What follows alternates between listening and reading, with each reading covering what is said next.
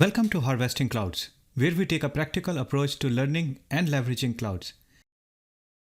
This video is part of the series where we are comparing Azure Virtual Machines versus AWS EC2 instances. In this video, we'll look at how to monitor Azure Virtual Machines. When you have active infrastructure within Microsoft Azure Cloud, you will have a lot of Azure Virtual Machines running within the cloud. From time to time, you will have people in your organization who will complain that their virtual machine is not running up to the mark. It could be due to the fact that the application running is spiking up the CPU, the size of the virtual machine is way too low than what the application requirement is.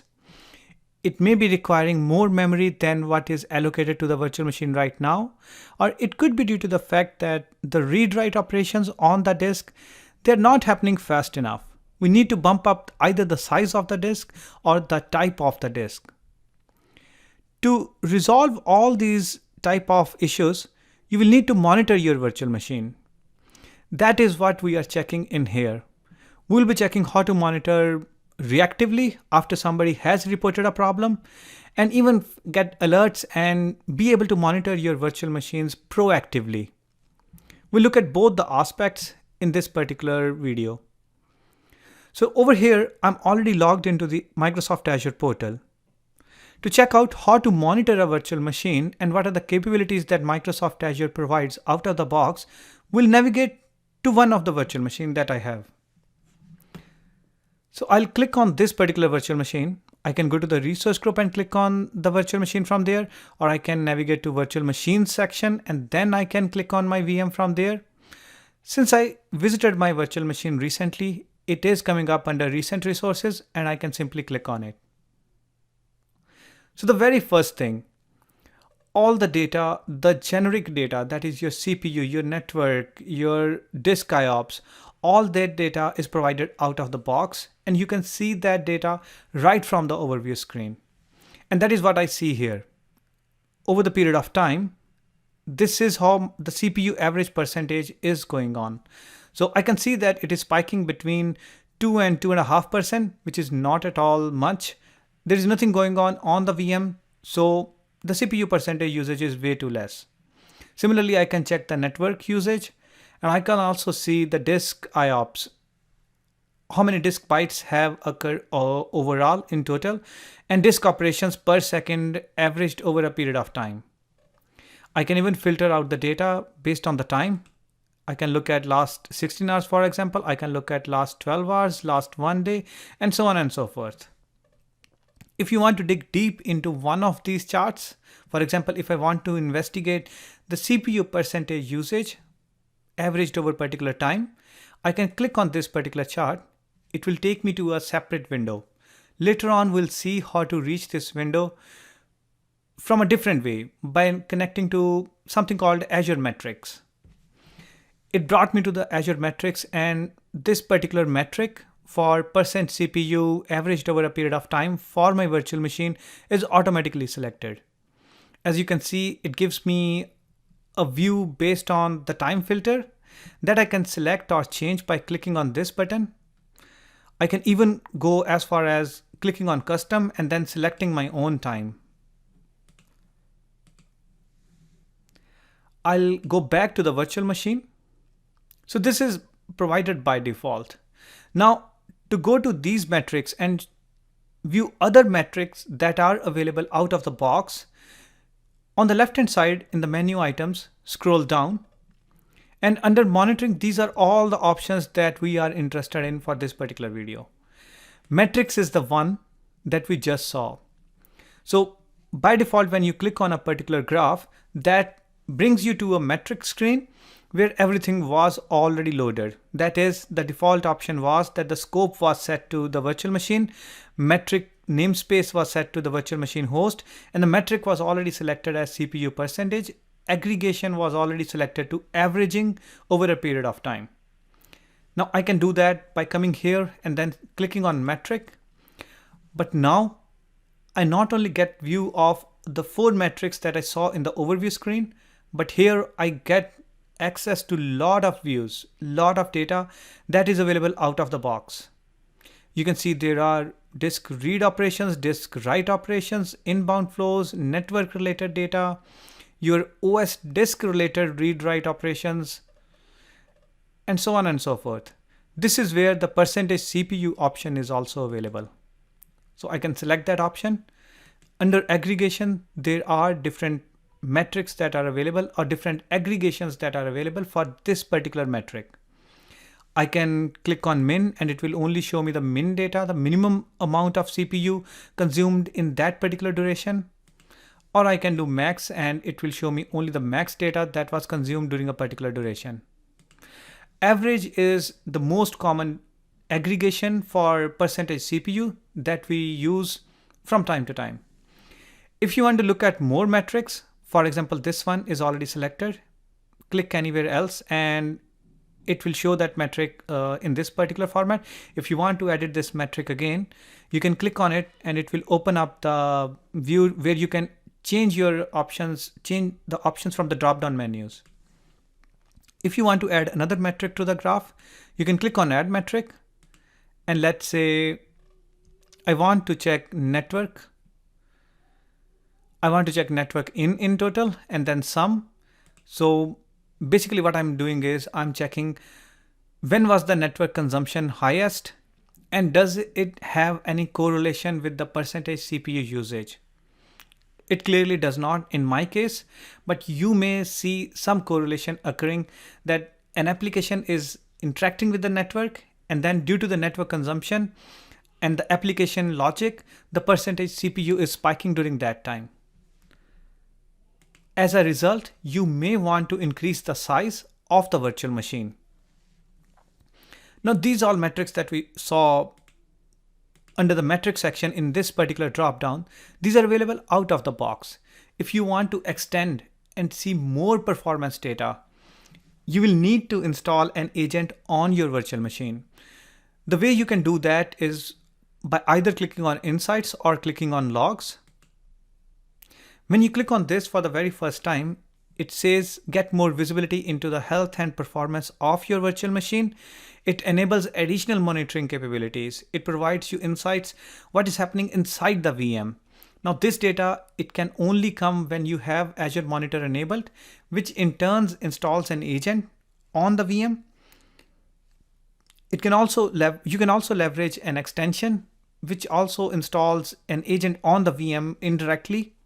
And then you get a lot of new metrics which you can leverage in troubleshooting and monitoring your virtual machine.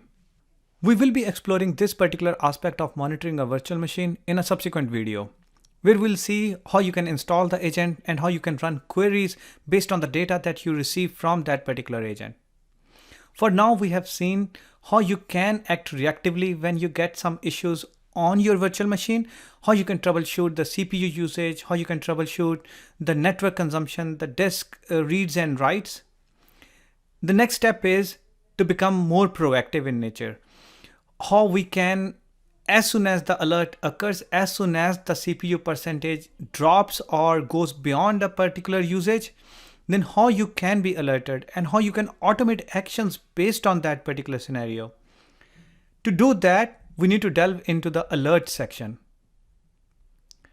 Alerts is where you go one step further. By creating an alert rule, you can take actions, you can be informed when a particular scenario occurs. For example, if the VM CPU starts spiking above 80% frequently over a period of time, then you can be alerted. You can have an email sent to an email address, which could be either your email address or a distribution list. You can have an SMS sent, you can have a call placed, and then you can go one step further and have an automation runbook triggered. To create an alert, all you need to do is click on this particular icon, this particular button, which says New Alert Rule. This brings me to Create Rule Wizard, where the resource is already selected for me. That is the virtual machine on which we are working. Now the condition is the crux of this particular rule. Condition is when this alert will be triggered. So for example, let's work with the percentage CPU as an example. I'll click on the percentage CPU from the metrics that were shown in that particular table. And then it shows me the chart period, what I want to do, what has been happening, if you want to take a conscious decision based on that, or if you want to look at the graphical data and then scroll down and define your own logic. For example, the logic in our case could be that if the CPU percentage consumption, it goes beyond an average value of 80%, then an action should be taken. This is only the condition. This is only the logic when the alert will be fired. The granularity is for 5 minutes. That is, the average CPU percentage will be calculated by looking at the consumption of CPU over the last 5 minutes. And the frequency of evaluation is how frequently that particular data is gathered. So every 1 minute, this particular alert will look at the last 5 minutes, aggregate that data, and then look whether the CPU percentage is greater than 80 or not. I can click and change the frequency if you don't want this alert to get triggered almost frequently as 1 minute. If you want to reduce the frequency, you can select every 30 minutes. So for now, I'll leave it at 1 minute. Click done. It shows me the monthly cost in USD, which is estimated cost, what this would cost me as an estimate if I have this alert running in my system. Now this is the condition when the alert will get triggered. What about what should happen when the alert gets triggered? That is what is defined by something called action groups. So when you click on add, you have the option to look at what action groups are there in your environment. If you don't have any action group, or for this particular instance, I want to create a new action group, I can click on create instead. Over here, I can specify the action group as email somebody, and I can give it a short name. The subscription and the resource group is already set to the defaults. I'll leave it at that value. I can provide an action name, and then I'll select the action type. Now this is the crux of action groups. You can have an automation runbook triggered by clicking on automation runbook, and it will take me to a different blade where I can configure what runbook will be executed if this alert is fired. You can automatically take actions in that particular runbook. For example, in that runbook, after hours, you can have the virtual machine shut down and its size upgraded. Right now, I want to send an email. So there is an option for that as well. Other options that are there under action type are Azure Functions, Email Azure Resource Manager role, triggering an ITSM application, or invoking a webhook. Let's say you have written a web service, or somebody has written a web service where there is a webhook that can be invoked if this alert gets triggered. So you can do that by selecting a webhook or secure webhook. For now, I'll select email, SMS, push notification, or voice. Email is the one that I want, and I'll select the email ID.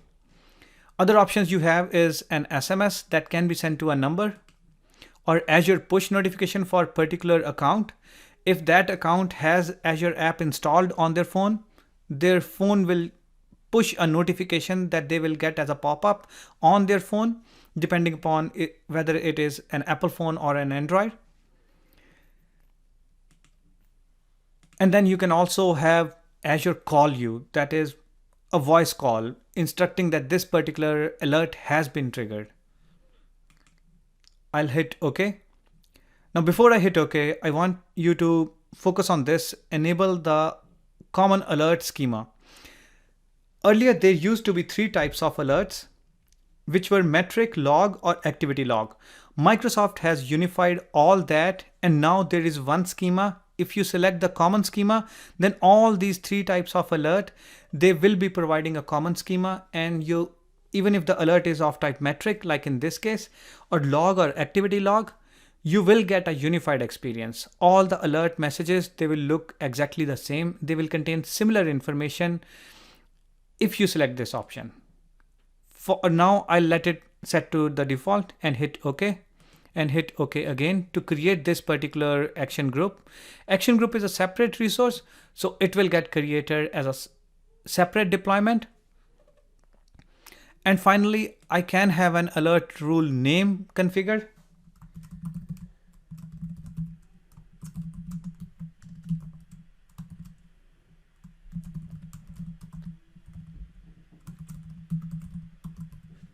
And then I can provide a description for this particular alert rule name. You may want to have a better naming convention wherein you define how the alert rules should be named so that they make much more sense. In a practical scenario, you are going to have a lot of alert rules configured, not just for one virtual machine, but for multiple virtual machine or multiple different kind of resources. Severity is how severe this particular alert is. SEV 0 is going to be the highest critical, SEV 4 is going to be the lowest critical. SEV 3 is like standard, medium or low priority. So I'll leave it at default and then enable rule upon creation. You can have multiple rules in your environment. Some of those rules can be disabled, ready to be enabled, and other rules will be enabled. So as soon as I click on create alert rule, it will trigger the deployment of creating that alert rule. We'll leverage that action group that we created and then create this particular alert rule. Anytime this alert gets fired, it will show up over here. Right now it says that all is good, you have no alerts, and at the bottom it shows that you have one alert rule that you can manage. If later on, let's say you want to change the configuration, instead of 80 you want to change it to 75, you can do that. You can come here, you can click on the settings and can change the value over here. This is how you modify an existing alert rule. That's all there is to it as far as the out-of-the-box monitoring of a virtual machine is concerned. We saw how we can be reactive and look at the out-of-the-box metrics. And later on, we saw with the help of alerts how we can be reactive, or rather proactive, and be ready, be prepared. If something happens, if some condition that we don't want it to happen, if it occurs, then we are there to take necessary action based on the alert that gets triggered. In subsequent videos, we'll be looking at other aspects of Azure Virtual Machines, and we'll also be checking out how to perform similar actions with AWS EC2 instances. So stay tuned for more. Thank you.